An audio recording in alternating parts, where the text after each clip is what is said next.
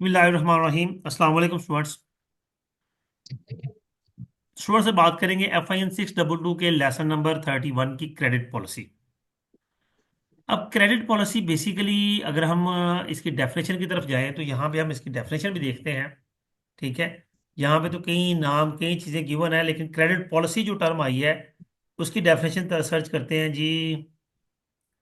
नहीं, मैं यहाँ नहीं लिखी हुई, मैंने देख पहले भी रहा था।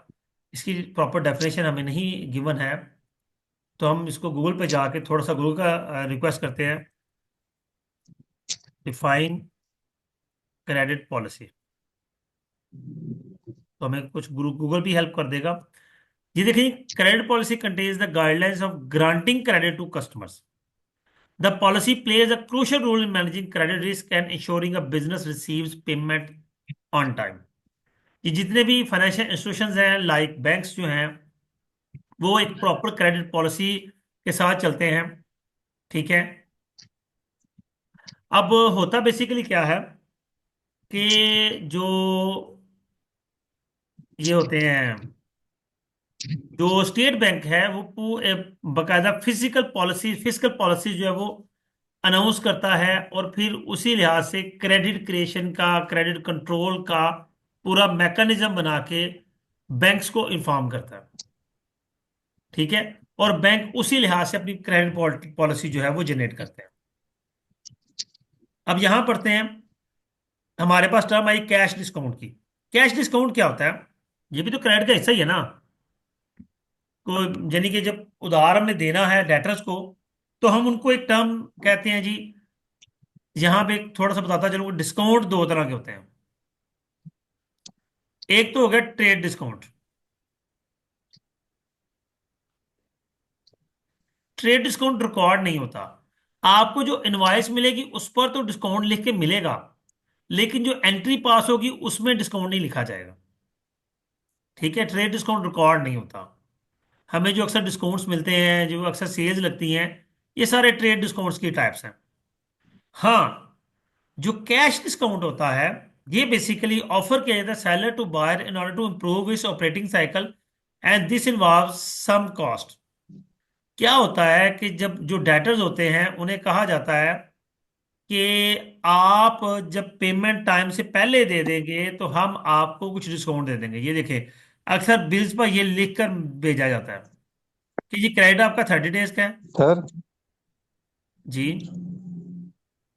सर ये जो बड़ी मतलब डिस्ट्रीब्यूशन होती है ना, मैंने ये फार्मास्यूटिकल में काम भी किया हुआ, जॉब की हुई है मैंने। जी उधर जरूर। ना सर कंसेप्ट होता है ट्रेड प्राइस और रिटेलर प्राइस और मार्केट प्राइस। हम्म। मतलब जो होते हैं ना, ये जो मतलब मेडिसिन कंपनी है, जी। प्लांट है, प्लांट बना के आगे मेडिसिन नेक्स्ट जो होता है इसका रिटेलर से पहले वाला जो होता है, सर क्या कहते हैं उसको, अब डिस्ट्रीब्यूटर। मेरे माइंड में नहीं आ रहा। सबसे पहले जी सर। डिस्ट्रीब्यूटर। हाँ जी, डिस्ट्रीब्यूटर एग्जैक्टली। सबसे पहले ट्रेड प्राइस होती है, फिर हम्म। डिस्ट्रीब्यूशन प्राइस होती है, और एंड पे ना रिटेलर प्राइस होती है, वो ऊपर मेंशन होती है। हाँ लेकिन जी, ये पता जो है मुझे। ट्रेड प्राइस है ना, हाँ ये जो ट्रेड प्राइस है ना सर, इसका किसी भी जगह पे ना नहीं मेंशन नहीं होता है इसका। हम्म। तो यही डिस्काउंट का भी कॉन्सेप्ट ये है ना, लेकिन हम हमारा जो कंसर्न है वो कैश डिस्काउंट है। कैश डिस्काउंट होता है कि जब उधार चीज बेच दी है ना, उसके बाद इसका अमल शुरू होता है कि जी बिल बन गया, अच्छा पेमेंट उधार जी 30 दिन बाद मिलनी है, 45 दिन बाद मिलनी है। तो हम साथ लिख के भेज देते हैं कि जनाब 45 दिन का क्रेडिट है, लेकिन अगर 10 दिन में पेमेंट करेंगे तो 3% डिस्काउंट मिल जाएगा। 30 दिन का क्रेडिट है, 10 दिन में पेमेंट करेंगे 2% डिस्काउंट मिल जाएगा। अब यहां तो अमाउंट 1 लाख लिखी हुई है, इनके क्रेडिट 10 10 20 20 50 50 लाख के होते हैं। जिस बंदे ने 50 लाख का उधार लिया वो उसे 1.5 लाख रुपए डिस्काउंट मिल रहा है, वो कहेगा जनाब उन्हें पैसे लगो। ठीक है। तो ये होता है कि ये इस तरह से फिर कलेक्शन एक तो जल्दी हो जाती है, और दूसरा मामला ये होता है कि जो बैड डेट्स हैं उनके चांसेस कम से कम हो जाते हैं। और इससे इस डिस्काउंट का फायदा क्या होता है कि आपका एवरेज कलेक्शन पीरियड रिड्यूस हो जाता है। हमें अपना कलेक्शन पीरियड जो है वो कम से कम करना होता है। अच्छा जी, नेक्स्ट आएंगे। हाँ, क्रेडिट पॉलिसी एनालाइज करें तो क्रेडिट पॉलिसी बेसिकली क्या होती है, इसको हम थोड़ा सा नीचे स्पेस है कुछ। हाँ, यहाँ पे है, यहाँ पे बात करते हैं जी क्रेडिट पॉलिसी की। देखिए, एक कंपनी है जो कि टोटली कैश पे काम कर रही है, वो अपनी सेल्स को इंक्रीज करना चाह रहे हैं।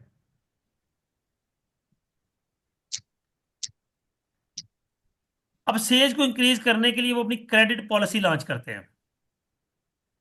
क्या कहते हैं, पॉलिसी आपको क्लियरली समझ आ जाएगी किसी भी कंपनी की।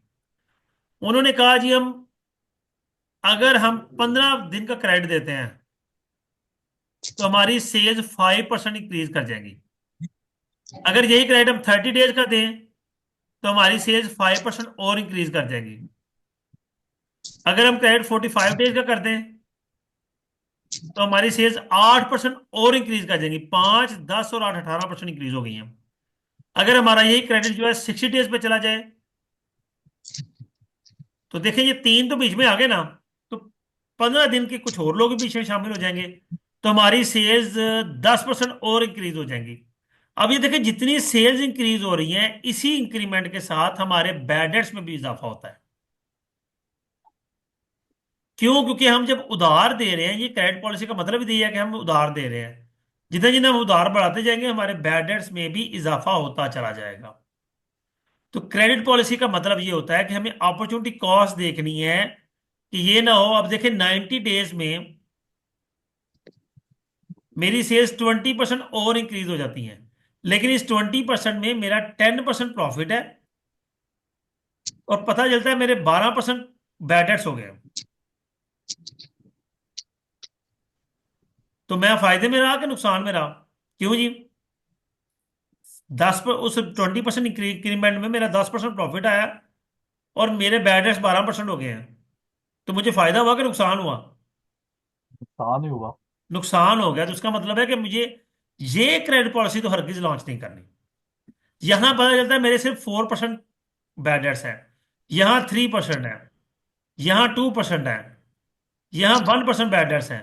तो ये सारी एक्सेप्टेबल है, ये रिजेक्ट है, ये एक्सेप्टेबल नहीं है। क्यों? क्योंकि मुझे यहाँ पे इतना तो फायदा ही नहीं हो रहा। लेकिन इस ये सेल्स है, इस पे प्रॉफिट भी चेक करना है। ये 10% पर मुझे 4% ही प्रॉफिट आ रहा है, 4% ही मेरे बैड डेट्स हैं, तो मैं यहाँ पे ब्रेक इवन पे हूँ। तो मैं ये पॉलिसी भी लॉन्च नहीं करूंगा कि मुझे क्या फायदा हुआ। बात को अंडरस्टैंड कर रहे हैं? तो क्रेडिट पॉलिसी का मकसद ये है कि हमें वो पॉलिसी लॉन्च करनी है जिससे हमें कुछ ना कुछ फायदा हो। तो वो हमें प्रॉपर्टी कैलकुलेट भी करनी पड़ती है। अब देखिए, डेज 0 से 30, ये एग्जांपल थोड़ी वो दे रहा है। डेबिट बैलेंस है हमारा 5,50,000 on specific date, it can be broken down aging basis. अच्छा, 5,50,000 रुपये हमने उधार लेना है लोगों से। उनमें 30 दिन का उधार 75,000 वाला है, 30, 31 से 60 1.5 लाख है, 61 से 90 2 लाख है, और 90 से ऊपर का जो उधार है वो 1,25,000 है। If the firm above example loans 60 days credit to the customer, then you can calculate that 3,25,000 sum of last two columns in delinquent of overdue balance amount। अगर कंपनी अपना क्रेडिट पॉलिसी 60 डेज तक रखती तो company को ये 3,25,000 जो है लिखा हुआ है, ये वाला, ये कंपनी की सेल नहीं होनी थी। ये पैसा कंपनी को, यानी कि कंपनी ने इतनी सेल इंक्रीज नहीं होनी थी। उसके बरक्स ये भी है, कंपनी के बैडर्स भी होते हैं, लेकिन बैडर्स की यहाँ पे भी उसने कोई बात नहीं की।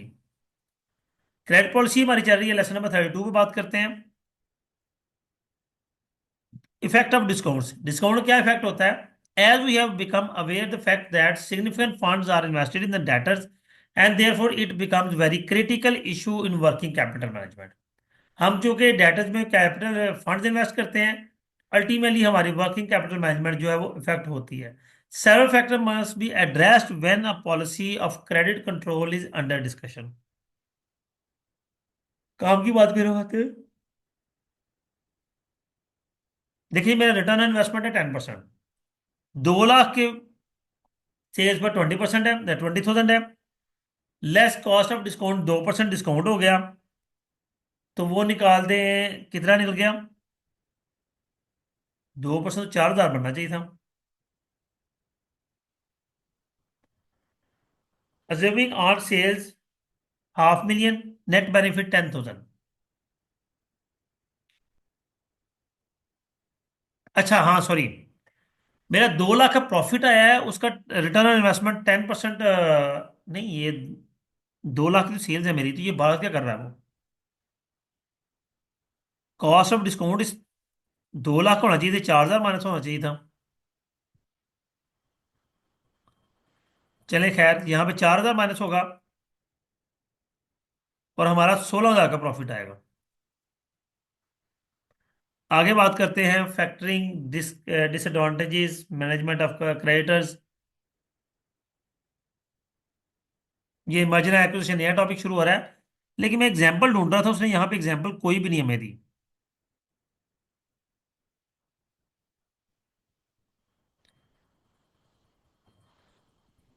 चले खैर कोई नहीं, आगे चलते हैं। मर्जर एक्विजिशन की बात करेंगे, ये दोनों क्या होते हैं, इन कॉन्सेप्ट्स को देखेंगे, बल्कि कॉन्सेप्ट को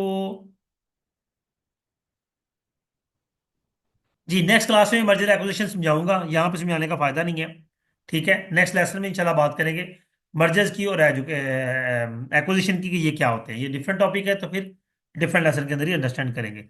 जी स्टूडेंट्स, उम्मीद करता हूँ आज का लेक्चर आपके लिए अंडरस्टैंडिंग होगा। वीडियो को लाइक करना, कमेंट करना, शेयर करना हरगिज ना भूलिएगा। अपना ख्याल रखिएगा। अल्लाह हाफिज।